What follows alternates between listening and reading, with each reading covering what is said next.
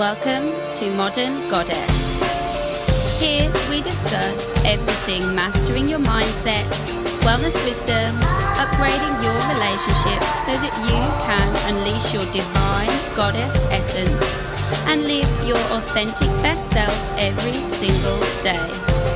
I'm your host, Cassie Aurora.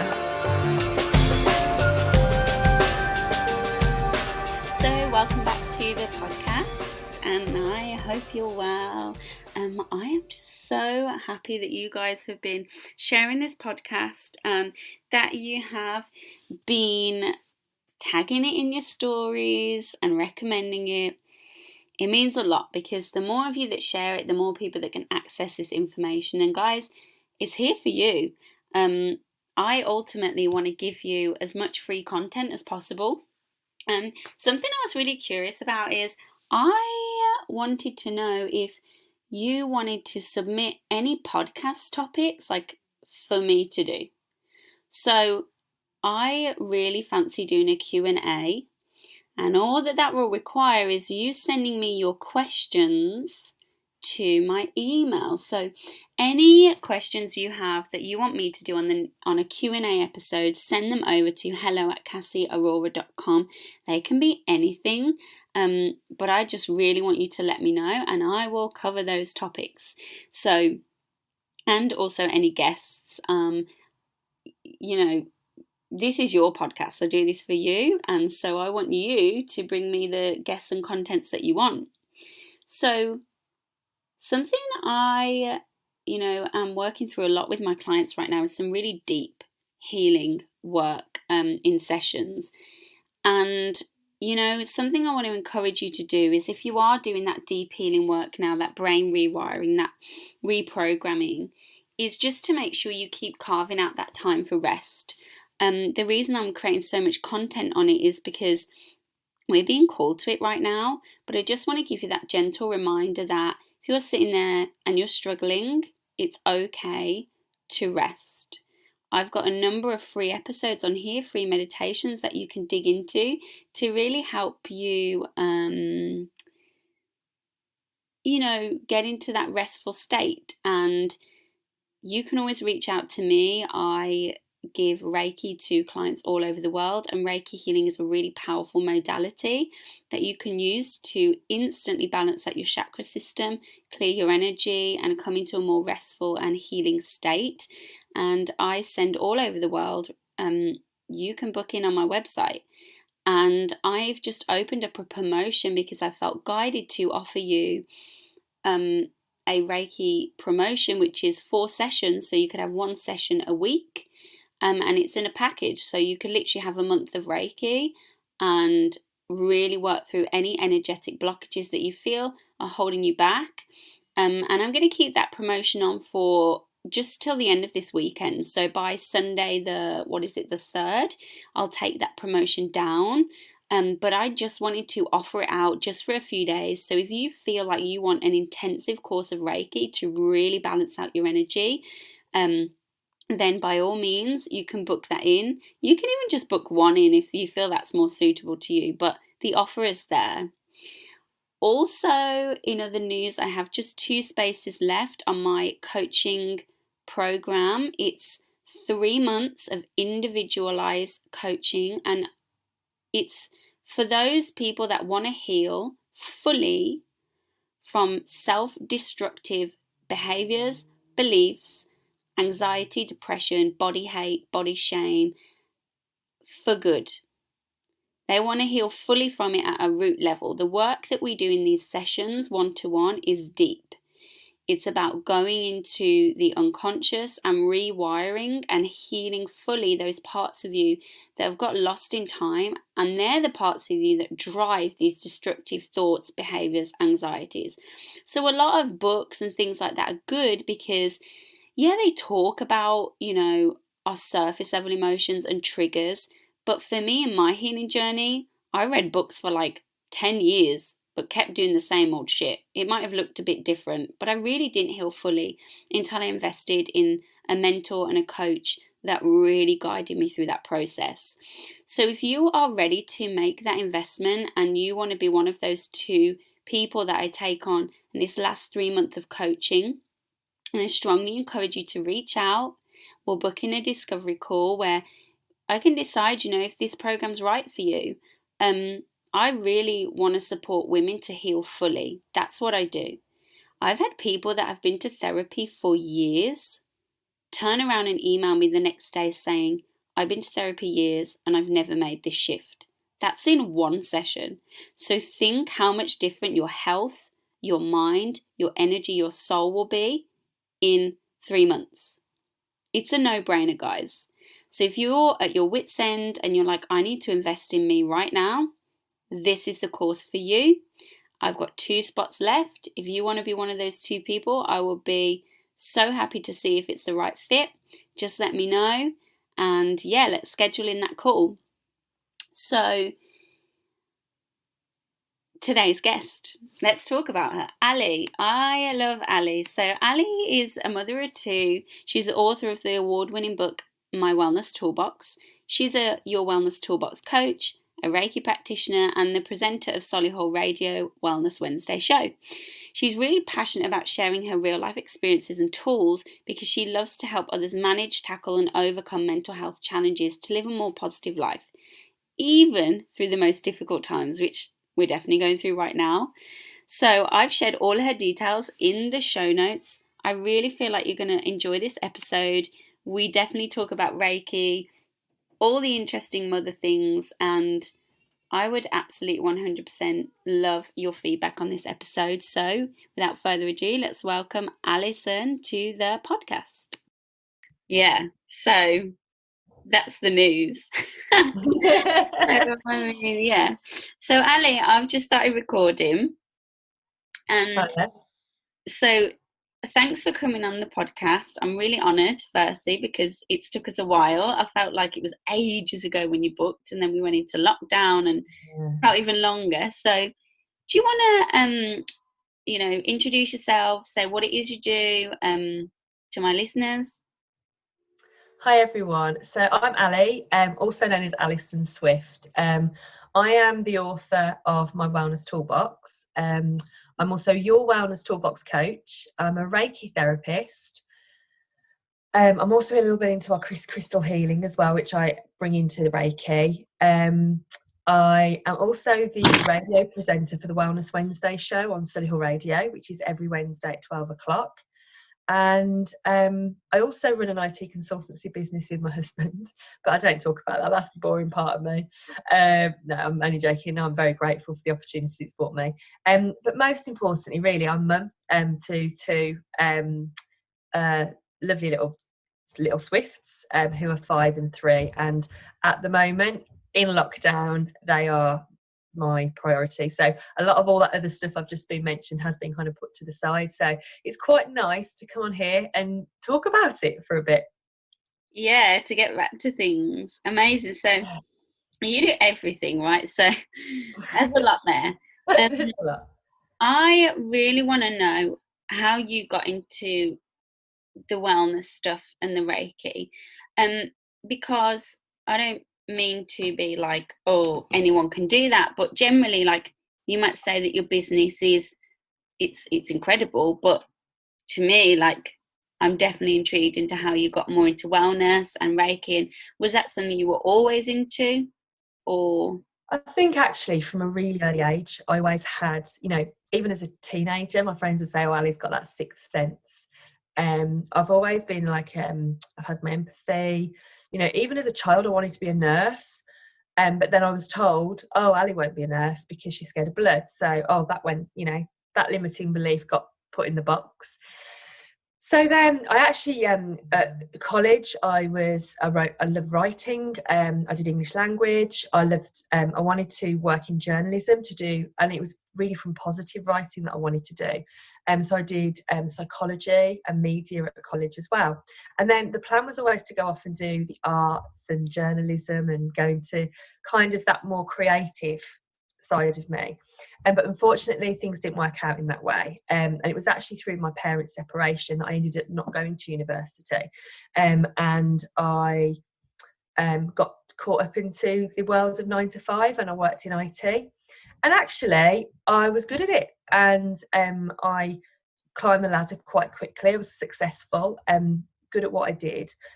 It brought me good income, and that creative side of me just got, you know, and that spiritual side of me, if you like, kind of just got pushed down deeper and deeper. And I think my spiritual side as well, I was always quite felt quite not judged by it, but I just felt like people thought I was a bit weird because of the things I'd say. And so I played it down a little bit, and I'm sure my friends were like, no, you didn't, but I really did. When I think about the things that I thought and the things I saw and the things I experienced, I was quite scared of it, so I kind of pushed it away. Every time I sat inside of a psychic's chair, you know, or in have my cards read, you should be doing this, you should be helping others in this way, but I'd be like, no, I'm just quite happy to sit on this side. So it was actually when I was pregnant with Thomas, which was he's 6 on Friday, that I was introduced to this Reiki, and it was actually to help with my back and hip problem. But I noticed it really helped me with my emotions. So a bit of just cut out there. Back in 2006, I hit rock bottom really badly, following 8 years of living with anxiety and depression and not doing anything with it. So I had therapy, I had cognitive behavioural therapy, and I found a load of tools, which is what the book's about, that helped me kind of overcome that anxiety and live a more positive life. And I became quite successful in the IT industry. I started my own business, I travelled the world, but it wasn't really till I had Thomas that I reconnected with the spiritual side, which is when I had the Reiki. And it fascinated me, and it kind of hooked me back in. And so I decided to go. It was actually when I was pregnant with Eloise, which would be 3 years later, when I'd gone through a few more roller coasters. My husband had lost his mum at this point as well, and various other things had happened to me spiritually. And I had been connecting with a lady, and she just said to me, you really need to go down this road. So I decided to do my level 1, and it was when I was pregnant with Eloise, which would have been it was November 2000 and whatever it was, 16. And from that, I started to heal myself, and I realised how powerful Reiki was just from a level 1. And then my husband's father moved in with us when Eloise was 1 week old. She might have been 2 weeks. I always say 1 week, but it might have been 2 weeks. And 4 months later, he died of cancer. And I remember feeling really bad about it, the fact that I hadn't been able to give him a bit more healing. And I probably didn't realise I probably could have at that time. So I ended up going to and a few months down the line, we're kind of grieving. My husband's obviously dealing with his grief. I became quite stressed, and I decided to go and do level 2 because I was thinking I really want to help other people. From that, I did my level 2, became a practitioner, and that's then when my whole the wellness world just opened up to me, because within 26 weeks of becoming, or it was a little bit less than that, 24 weeks of becoming level 2 a practitioner, attuned, I'd written my wellness toolbox, and I've been trying to write those tools down for quite a while. But that was when it all came to me, and I realised the Reiki played a massive part in that. Plus, Reiki was incredible for my baby. It's so good for wind and all that kind of stuff. And that my babies are calm, they were settled, and I don't know. And the more because I wrote this book about wellness, that was the thing, I was hooked in then, and then doing wellness events, I just continued to meet so amazing people. It's made me want to grow more. It's made me go down the crystal healing route. It's made me want to share my story more. So that's it in a very, very large nutshell. Amazing. Well, thanks for the condensed version, although I would love to dive into it more. It's so interesting, isn't it, that we can so quickly lose ourselves in the moment of like trauma. I use trauma in the, your parents divorce, you can't go to uni, and then you very quickly just go on like an autopilot, and you just do a 9 to 5. It's not conscious. There's no choice there. It's just like, I'm just going to do this. Yeah. And it's like survival. Yeah, I definitely became a workaholic. Definitely. I said yes to everything. I wanted to be part of everything. I got involved with everything. I had to create stuff, so I was always the one that put my hand up to arrange the social events and things like that. And at the time I enjoyed it, but I look back now and recognise it was that filling the time, filling the space, because I didn't really know what I should or what I wanted to be doing. And that's kind of how I felt all of the time. But I was being driven by the financial reward. Yeah, and on a deeper level, it's not just financial. Workaholic is, why are you so busy? What is it that you're trying to find there? Why Yeah, can't you be still? yeah. You know, I'll never forget when I was taking voluntary redundancy, and one of my management team sat down with me and said, I really don't think you should be doing this. You know, you're doing so well. You've got such a good career ahead of you. We really see you climbing the ladder here. We think you're going to make very senior positions in a few years' time and all that. And it just made me go, that's just not what I want to do. Voluntary redundancy gave me the opportunity to run from that a little bit. And that's when we went and travelled the world, and I discovered myself a little bit more, because we did Asia, and I explored Buddhism a little bit, and went to Nepal and actually went to Buddha's birthplace and went to all these temples, and I loved it and I embraced it and enjoyed it. But when we got back, I did carry on with the IT because I set up my own business. But I'm so glad I did that now, because that's actually been a huge reason why I'm able to do the wellness business today financially. yeah. And also, you know, it's all very well going off and sitting on a mountain and being a Buddha. But I think in this day and age, you know, it's not about escapism. No, It's about how can we integrate spirituality into this 21st century whirlwind. That's the real work, yeah, you know. definitely. And it's very few dharma for some people to go and sit on a mountain. Yeah. No, Yeah. you're right.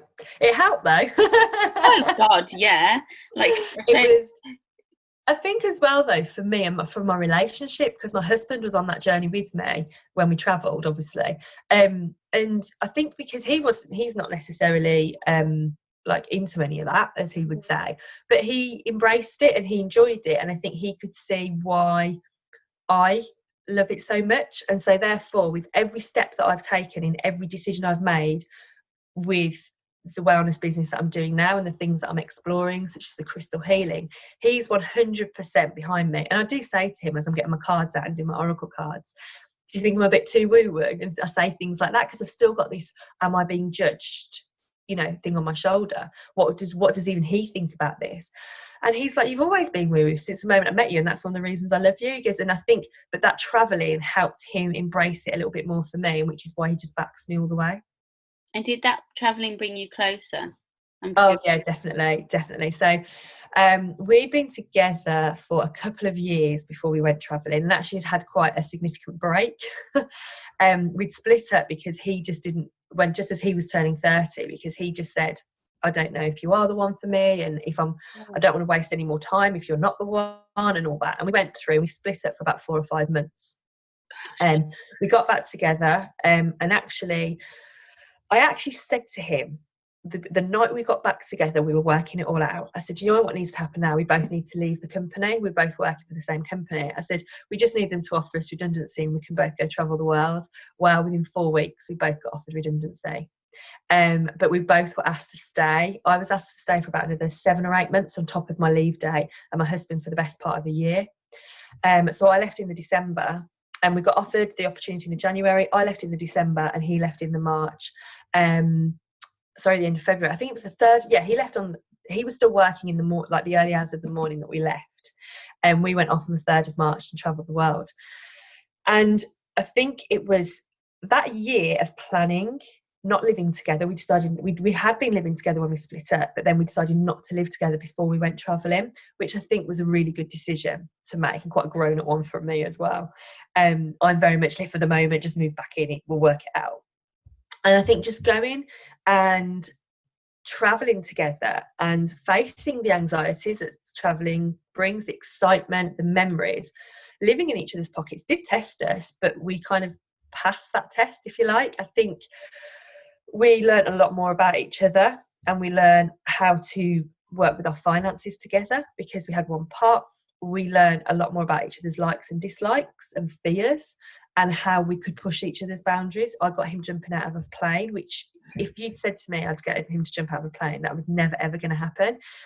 And he became a lot more adventurous than I was. It was we grew together in that time, and then we also got excited about the future together, which I think both of us were always quite scared to do because of things that have happened in both of our lives.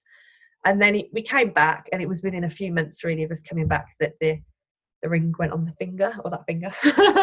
And Oh, since then we have had really a really happy story since. We've had a lot of sadness with both, you know, his mum has passed away, his dad and his nan. We've dealt with some challenges in life, but I think we look back sometimes when things do get tough and we question each other and how happy we really are. We can look back at when we got the things we got through together when we were traveling, and I think that's been a huge reason why our marriage to this point has been a happy one. and it's because, I mean, I love that. And I think the one thing that I'm hearing you say is that you are in a problem solving mindset with it, like, which is important with relationships, you know. Yeah. Sometimes people are so fixated on you won't change, I won't change, what's the point? It's like, no, like, it's a relationship, it's an involvement of souls. And I really love that you went overseas, and it is true what you say, going away and traveling, it does show up everything, and that's good, you know. Yeah, and you know, we met people on that trip that have separated since. You know, we met other couples, and then we've met other couples that have gone on in. They had a similar experience to us where they separated and they decided to go travelling together, and they're a bit older as well. Like we were in our early 30s when we travelled. Well, I'm 40 next week, not 40 in 2 weeks. So, whereas a lot of the people we're travelling with in couples were in their early 20s, and a lot of them have broken up since, but they'll always have that memory, and they'll always probably still remain friends. It hasn't necessarily got, I don't know, I can't explain it. It makes everyone a lot more light-hearted, I think, and a lot less serious about things like relationships, if that makes any sense. It makes you kind of, I don't know what I'm trying to say. I think I know, but I'm not going to go there. I mean, it's fine. I'm loving it. I just, I don't know why. I always feel like on the, I just feel like you have not a perfect like life, like Instagram, like fake. It's genuine. It's like you are really real and genuine about things, and um, it's almost like admirable, you know, that like how you are with your family and your relationship. I don't know.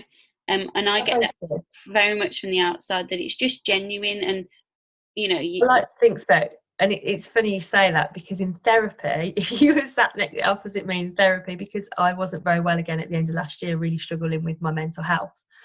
And I was back in that therapy chair. And my biggest thing is that I'm not genuine. Like, that I'm a fraud, and I'm going to be exposed as this fraud. I'm not really who I am. Whereas actually, so for you to say that actually means a lot, because I know I am. It's just that that's my demon, if you like, that comes in and says to me, you don't deserve this, you shouldn't have this, life shouldn't be this good for you, you're going to be exposed, you know, that. And that's the test of me, I guess. and this demon, where do you think that even comes from? Childhood. It is everything, you know, everything that comes out through my anxieties, and everything I talk about with a therapist or through spiritual any kind of spiritual stuff that I do, it always comes back to things that happened in my life, and that mindset that grew with me as a child, and it is that inner child. What do you think the demon needs to feel? um Me just to grow up. That's what I keep saying. I'm joking. I just think it's about accepting the things that happened in life were not my fault, and that I am a good soul and I am a good person, and I might be a little bit different to the norm. That's actually okay, and I've got to embrace it. And it's sad, you know, hitting 40, and I think at different stages of my life I've embraced it at a different level, but it's kind of now part of me does think what happened to last year and at the end of last year, and how it escalated as well. And I started to lose my belief in the spirituality. I started to lose my belief in Reiki. I didn't do Reiki for weeks because I suddenly thought it wasn't real, that it was genuine. It was this whole nothing's genuine, nothing's real kind of thing. And I think that happened for me to then come back and say, but are you genuine? Yeah, I am actually. But you've always thought, like, I've always had imposter syndrome when I've been successful at stuff. I've always felt quite guilty for being quite successful at stuff. I've always allowed other people's jealousy I've put that on a pedestal, if you like. So if someone's questioned or challenged my successes or the things that materials I've had in life, I've always gone, oh, they're probably right, actually. Have I been a bit braggy about this? Should I not? Have we spent too much money on that? Or, you know, from a material point of view, but also with like writing my book, you know, it quite surprised me who celebrated it and who didn't. And it made me question my own, do they think I'm not genuine? Do they think this book isn't real? You know, rather than just saying, no, that's their jealousy or that's their limiting belief or that's their insecurity, I've thought that it must be my problem. And that's the child in me, really. And I think now I'm hitting 40, I've got to grow up. And I've got to let that inner child know that all those things I learned when I was younger, that I wasn't quite the same, I was a bit weird, I was a bit unique, a bit quirky. I need to embrace that now. And I've said for many years that I've embraced it, and I think, actually, have I? I think maybe not so much, because it still keeps coming up when I have anxiety around that thing around what people really think of me. Does it help the planet if you are less than authentic and you kind of just put one toe in the pond? No. Not at all. It's funny because I work with my clients, you know, I'm a coach, and all I say to them is be genuine, be your true authentic self, and that's what we're working towards. It might be that actually the job you're doing is really successful and the goals that you've got around that are what you believe are your goals today, but let's think outside of that. Is there anything else that interests you? Is there anything else that could motivate you or inspire you? And that's kind of how I work. For so many years I didn't do that with myself, and I think I look back at myself and I try and use my experiences to help women that I know and men that I know are where I probably was a few years ago, but not necessarily. It's coming out in other ways than what for me it comes out in anxiety and stress, whereas for other people it comes out in other ways, like low self-esteem or nerves or whatever. Yeah, and I like to call them just incongruencies, you know? It's like, doesn't feel like alignment, doesn't feel peaceful, it feels like the opposite of love, you know? So I want to swing, because, you know, we talk about that for ages. How much, I mean, we've talked about this inner demon, and which is interesting that you call it an inner demon, but yeah. I don't mean it. I meant like not. It's like that thing on your shoulder. I don't mean it's like my chatterbox. It's my negative chatterbox. Like not necessarily mean a demon. Yeah. And it's always trying to keep us safe, isn't it? It just wants us to be safe. But there's a real. You said it when you were talking about, you know, you introduced yourself and you said, "But I am a mother," and I really want to talk about that mother archetype, because I think there's different layers to it. So, like, for example, you keep saying I need to grow up, and as a joke, and I'm not doing it as a joke, but there is something there about a lot of women. This is not me saying you, this is saying a lot of women mother their children in the way that they can't mother themselves. Yeah. I find that really interesting. I'm not saying you do that, by the way. I'm saying the archetype of the mother is so interesting, because our mothers weren't perfect. They tried their best, but the true mother nurturer, I think, has been really lost in the last 500 years. You know, I think it's a very rare thing. And I think at the moment I'm learning even more about that, being locked down. And actually I've apologised for this in some of the lives and that I've been doing. And I've kind of said, oh, you know, you're probably going to judge me for this. And I've, you know, put that disclaimer in front of it.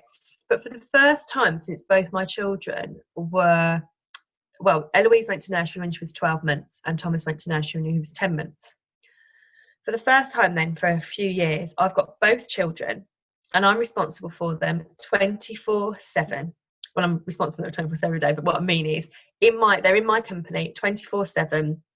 I'm responsible for their schooling. They're what I'm putting in the food. They're not going to school. They're not going to nursery.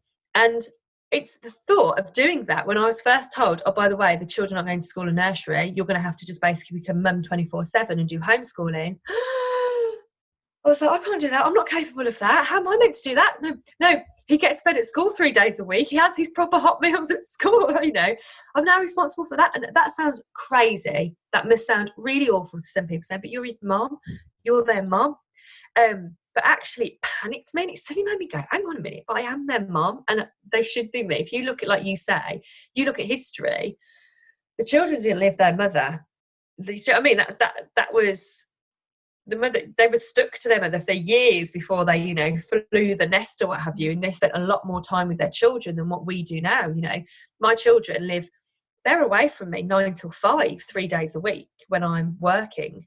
And that the weekends they might go off on play dates or to parties, and suddenly I'm spending a lot more time with my children, and it's real time, and it's I'm sitting and watching them, I'm doing art with them, we're being creative together. And I know I'm lucky to do that, because I know there's a lot of people that haven't got that pleasure at the moment, because they are actually outside still working, especially the key workers and what have you. So I am really trying to embrace it, and it's really made me realise that, like we've kind of lost this, I don't know, it's like mother's a job now, which should be a job. An identity rather than in essence, Yeah, it should just be the thing that we are, not and part of my role is, and my job is, well, a mother's a mother. I think it's both, because obviously it's not your only identity. It's not your only core being. Some people naturally are, but like something else you said, like also back in the day in tribes, there were many mothers. There were lots of women bringing up children. It was a matriarchal kind of structure. We've really lost that. Lockdown wouldn't be so hard if we had a house of like 15 mums and 30 kids in a big, I don't know, big hotel house. It would be very different. You're so right. And even my mum will talk about things when she was a kid, because I remember my mum and my aunties would all be sitting around the table, and that's to her quite a memory, whereas at the moment I can't imagine my children will say, or Eloise will say one day, I remember when you and all my aunties used to sit around the table together, and all the aunties were the mothers as well, like you say. And if you look at tribes, even some of the tribes that exist today in the world, they still have that all the mothers are the mothers. Mm-hmm. Like you say, it's like a tribe of mothers. But even if I think about when we have family parties, my husband's one of 5 boys, and there's 4 there's 3 wives, 1 girlfriend, and all the kids within that. Yeah. And when we all come together, we are like a tribe. And I guess the mothers do go off into one corner, and the dads go off into one corner, and the kids though are free, and they love it, and they're really well behaved. They're learning off each other, and they bounce off each other, and the energy is always really high. So that's just made me really think about that, actually. Yeah. We need to do it more. We need to do that more. I think as women, connecting, especially in the presence of children, I'm interested how you found the transition from maiden, I want to say, young woman, to being a mother, because I remember you telling me, I don't know, but when you came pregnant with your firstborn, it was like a surprise. Yeah. So we were, I'll be honest, because of the anxiety, my history of anxiety and depression, I actually thought I'd never make a good mum. I thought I'd never be a mum. And so I hit my 30s, we went travelling, and then we were having the time of our lives. We had good income because we were both working in IT, and then we're like, do we really want children to come along and ruin this for us? So we used to joke about that, and it wasn't actually till we're on honeymoon that we said, do we actually want a family? Do we want children? Is that the right thing for us? Is that the right thing for the world, kind of thing? And we both sat and we had a lot of heart-to-hearts about it. We're really honest and open with each other, which I think is important, and said, we talked about things like, I said, this is not what I want in a father. And he was saying, this is not what I want in a mother for my children, which I don't think a lot of people have those conversations. Because I was very much using things that had happened in my past and my history, didn't want that repeated in my own marriage and with my own children. So we had a lot of those conversations. It was actually on honeymoon, we were like, yeah, let's do it. So at that point we went, way, let's let go of all the boundaries that we put in place to stop that from happening. And I would find out a few weeks later, after the honeymoon, I was pregnant.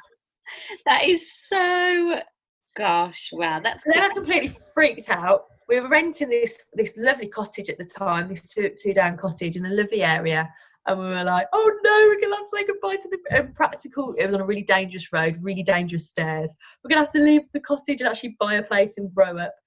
And I think it was that point that we went, oh, we do have to actually grow up now, because we've been having we were in this bubble at that time where we'd gone travelling, we'd come back, we'd set up our business, it was doing really well, and we'd gone on this really fantastic, we had a very luxury wedding and gorgeous honeymoon, and then we were loving life, you know, and then all of a sudden it was like, oh, now we've actually got to grow up and be sensible and make sensible choices for our family and grown up choices. So we went, you know, you go on that little roller coaster of change through that, but I chose to do hypnobirthing, which was a really important tool for me at the time to really help me learn how to like calm myself down, do breathing, and kind of, I guess, connect to my baby in a more spiritual way, really, which a lot of people wouldn't say that is what hypnobirthing is, but it was what it became for me.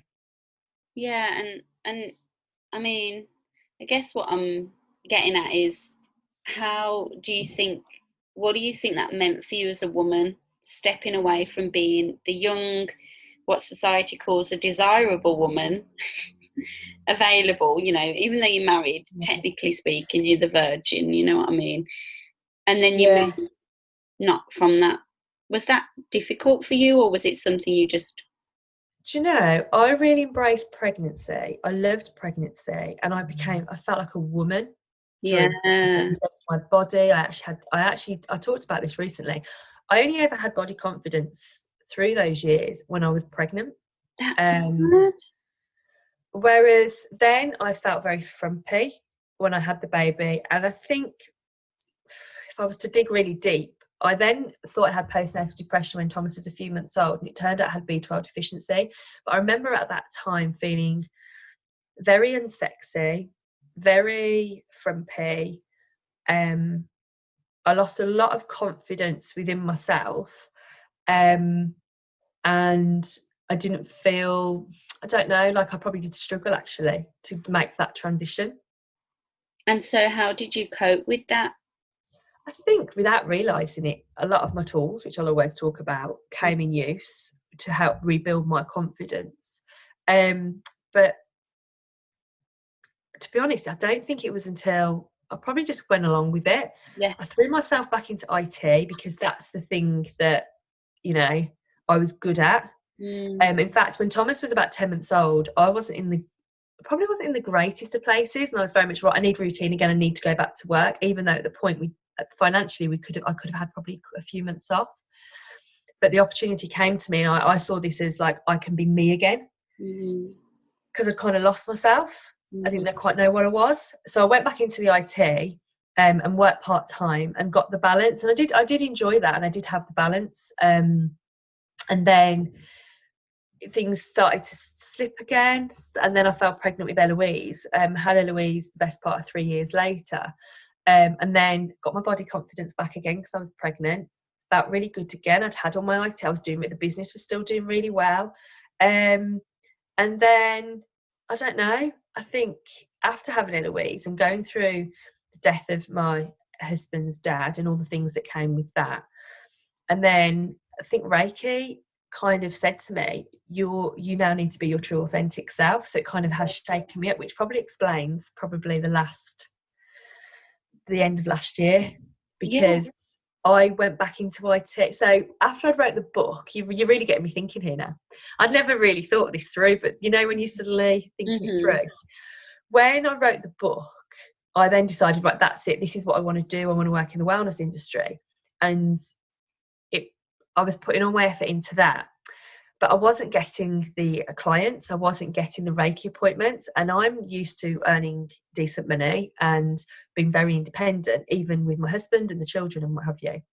So I got another opportunity to work in IT, and I remember my husband saying, "Why are you doing this? You're not meant to do this anymore. We decided you were taking a step back from actually going into full-time contracts. Mm. Um, why are you doing this?" And I was like, "Because, it's a good opportunity for us to earn more." And at the time, I was like, "I can do it all." So I was doing the IT, I was doing the wellness, I was trying to be everything to everybody, trying to grow the business, and it was working because I was getting I was getting clients from all angles. Then we lost a really good friend of the family, and that's when I started to spiral with the anxiety, which was in the middle of last year. And I said the first thing I did was give up the IT. But then I started to lose faith in everything else. So then I have questioned, well, hang on a minute, is this because I'm not meant to work in the wellness industry? That isn't what I am. That isn't who I am. I'm actually meant to be working IT. Who is my true self? So answer to your question, going back, I still think I'm working that out. Aren't we always though, And I Yeah, I think, don't think I don't think I have fully transitioned, and and that, I don't think I ever will. I think you will if you let yourself, if that But imposter. what I mean is, I think there's always that you're always going to be growing. Yeah, of course, because we're ambivalent beings. I think there comes a point where the labels don't mean anything. We just know the energy of something, it's just words, labels, things. It's so interesting that you found pregnancy such a spiritual point, because the Reiki's happened alongside the pregnancy. There's that correlation. I Yeah, find that definitely. really interesting. Yeah, no.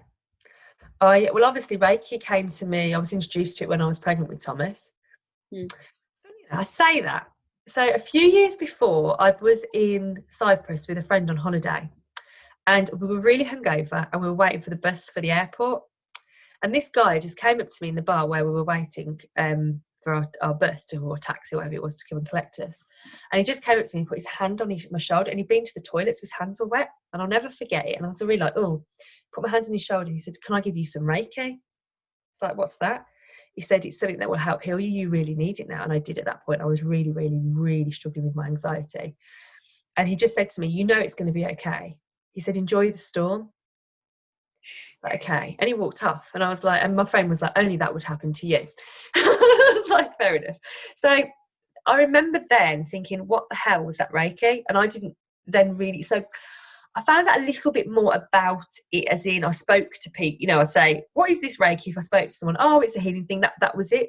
But Mm. then I didn't really explore it and really understand it until I had that experience myself when I was pregnant with Thomas. It's mad, isn't it? Because I had that exact same thing overseas. A man come up to me and said, "You need healing." And then there were storms after, probably the same bloke. Maybe just travels. Maybe it's like a Reiki angel. Where were you? Because I know. it was this Cockney. I remember he was Cockney, like he's from London. I remember the Cockney accent. And on the coach, we were all waiting for a taxi, but it was like a coach thing. It was just us that was on it. I remember that. And when we got to the airport, there was a massive electrical storm. I mean, he obviously knew there was a storm coming. He probably read the weather forecast, but it was really bizarre, and that's always stuck with me. And I think that probably was the universe at that time saying, "This is going to be something that's going to be quite important for you," and it has been for me, both my children. Eloise, especially when she was born, had very, very bad colic and wind, and it was guaranteed to sort that out for her.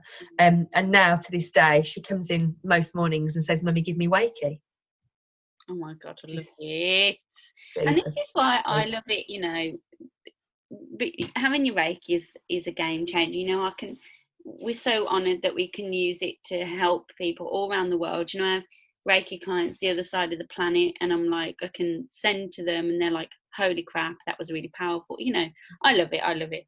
I'm intrigued because I know we're running out of time, but I wonder, you were saying all of these things around the shame, around how woo woo you are, because like we're both as mad as a box of frogs, and I don't say to my partner the shit that I'm experiencing, because I'm seeing colours, spirits, overshadow. It's constant, and you know what it's like if you're spiritual. It's like sometimes you have to tell them to turn it off, because you're just like, I need to be in the earth now. um But that said, that shame we feel about it, and I want to use the word shame because I think it's like I'm too If shame. much, I'm too this, I'm too that. Yeah. To me, it's the witch wound. Do you Yeah, know what I no, it mean? is.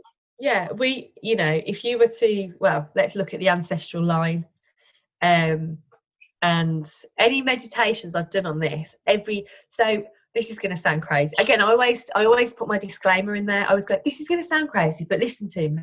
And I do that every time I talk about this stuff. And Yeah, I it's need like to stop. losing I need to stop doing myself. that. I Yeah. really need to let that go. But I think it was 32 lives I've had. I did this regression meditation. I've had 32 lives. I think I've been, or 32 or 33, it might be 33. I've been, no, 32, and I've been a man in 3 of those lives. The rest has been as a woman, and all as a healer. I've always had healing. I've always done healing in my previous lives. It sounds crazy, doesn't it? It does sound crazy. But I do think, obviously, through that ancestral line, I've obviously been probably burned at the stake for it.